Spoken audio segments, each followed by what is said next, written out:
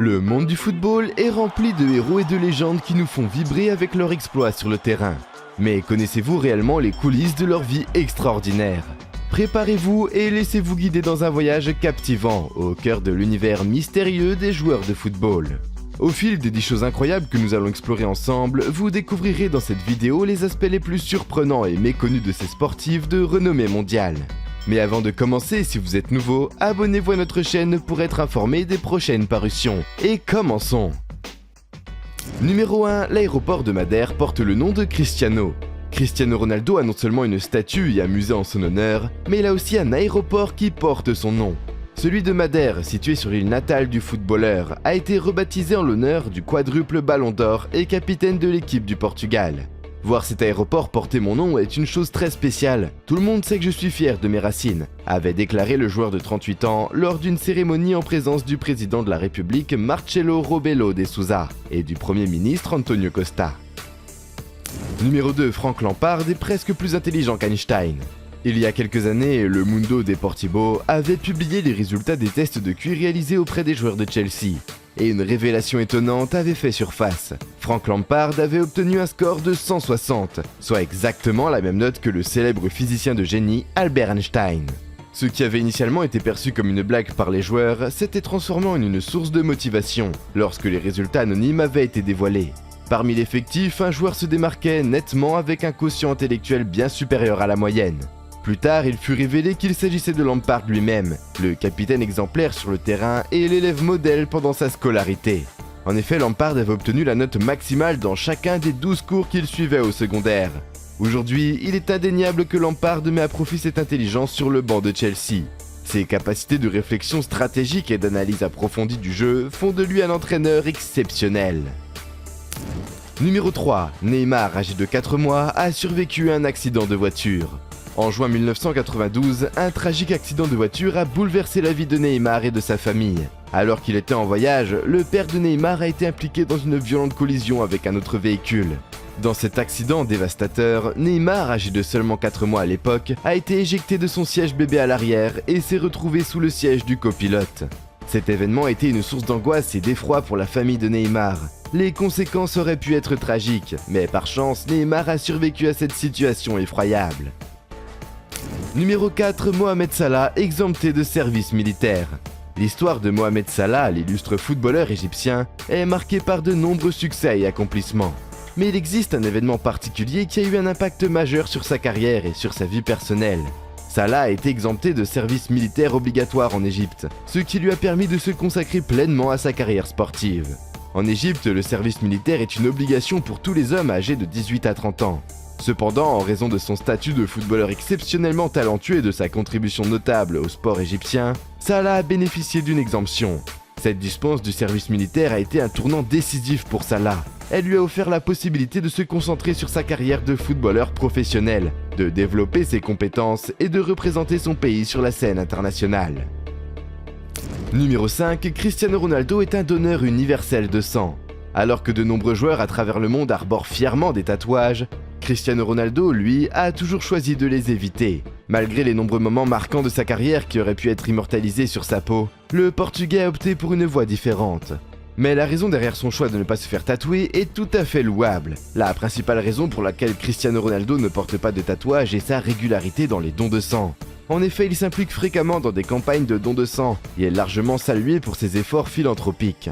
Pour lui, la santé et la capacité de donner du sang passent avant l'esthétique des tatouages. Dans une interview accordée à Direta News en juin 2014, Ronaldo a révélé qu'il effectue un don de sang tous les 6 mois. Cette fréquence régulière témoigne de son engagement envers la santé des autres et de sa volonté de faire une différence dans la vie des personnes dans le besoin.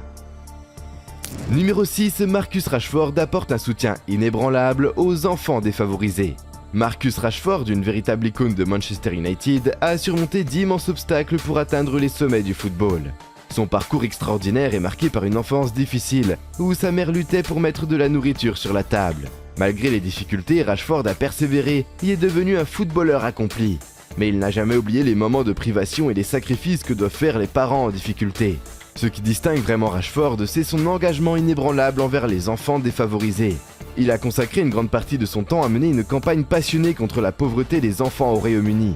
Son influence et son charisme ont poussé le gouvernement à réagir, le poussant à investir dans la gratuité des repas à l'école, offrant ainsi aux enfants vulnérables un soutien vital pour leur développement.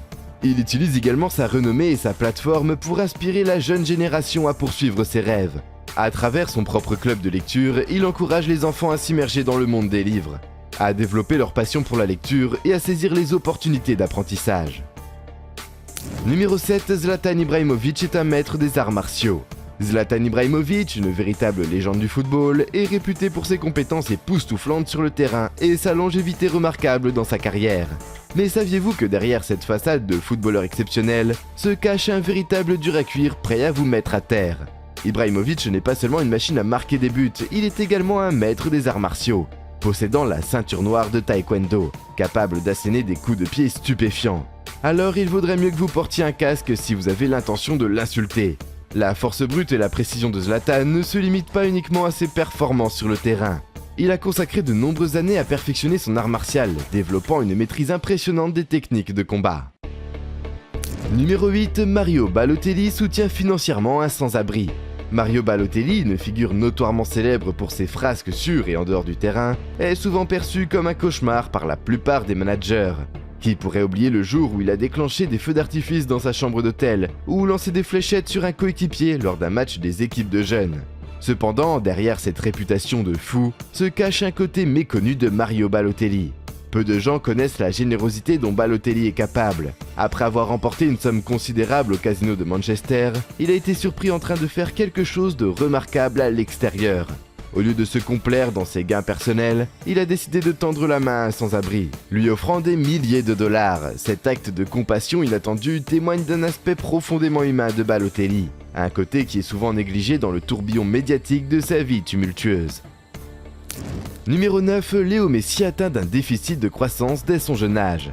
Lorsqu'il était âgé de seulement 17 ans, la star du football Lionel Messi a été confronté à un défi majeur dans sa carrière, un déficit de croissance. Alors qu'il évoluait au sein du FC Barcelone, le club qui allait devenir sa maison pendant de nombreuses années, Messi a été diagnostiqué avec un trouble hormonal appelé déficit en hormones de croissance, également connu sous le nom de GHD, Growth Hormone Deficiency. Ce diagnostic a jeté nombre de doutes sur l'avenir du joueur prodige argentin. Le GHD peut avoir des conséquences significatives sur la croissance physique, pouvant entraîner une petite taille et des retards de développement. Pourtant, Messi a refusé de se laisser abattre par cette nouvelle, déterminé à poursuivre son rêve de devenir l'un des meilleurs joueurs de football au monde. Messi a suivi un traitement intensif qui consistait à prendre des hormones de croissance synthétiques. Cette thérapie visait à stimuler sa croissance naturelle et à corriger le déficit hormonal. Cela nécessitait une discipline rigoureuse, des injections quotidiennes et une confiance inébranlable en lui-même. Au fil des années, les efforts de Messi ont porté leurs fruits. Sa détermination et son travail acharné ont permis à son corps de rattraper le retard de croissance, et il a finalement atteint une taille moyenne d'1m70. Numéro 10, Romelu Lukaku est diplômé et polyglotte.